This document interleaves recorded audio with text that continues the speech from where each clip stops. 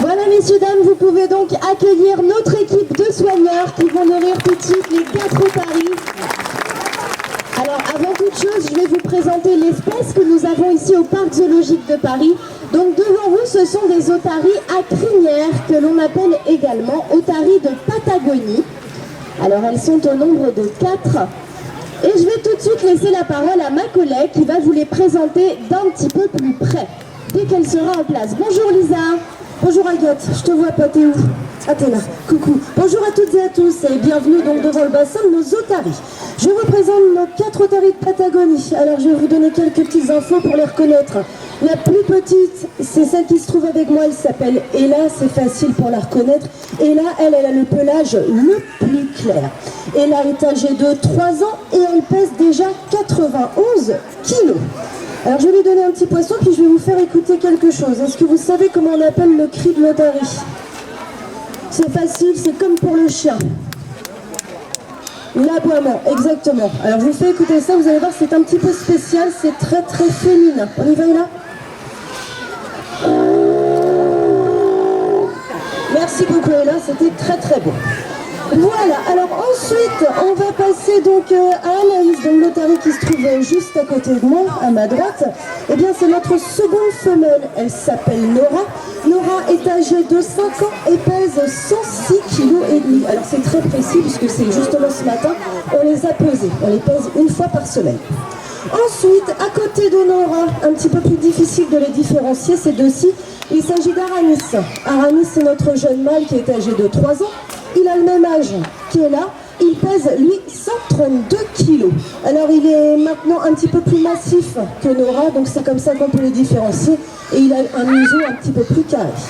Et on finit donc par notre mâle dominant, le plus gros, celui qui a le pelage le plus foncé, il est très très noir.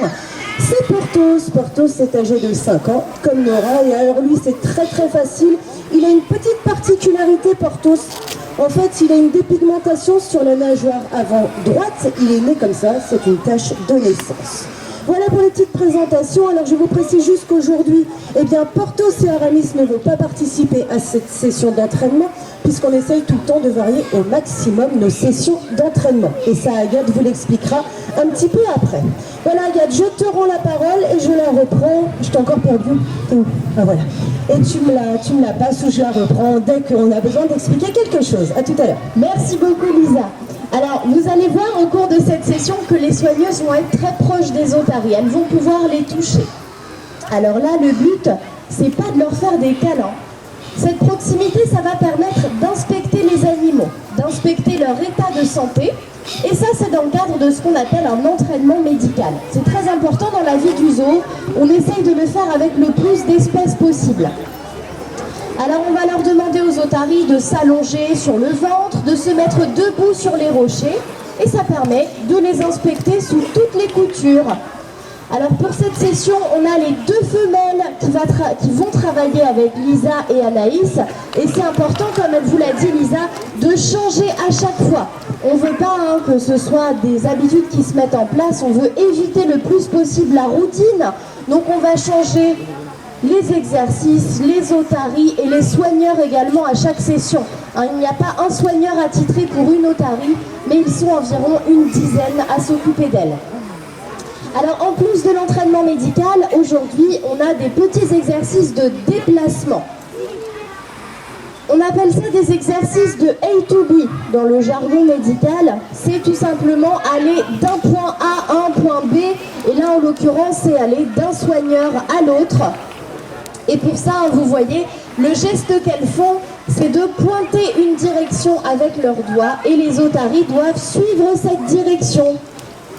Alors voilà, on espère que ce n'est pas trop glissant pour éviter une cascade. Et vous pouvez voir aussi que Lisa, elle applaudit les otaries. Alors ça, c'est tout simplement pour les féliciter, les encourager. Dès qu'un exercice est bien fait, on va les applaudir, les caresser et également leur donner du poisson. On appelle ça du renforcement positif. Donc l'entraînement médical, ça sert à familiariser les otaries avec des manipulations et aussi avec des objets médicaux.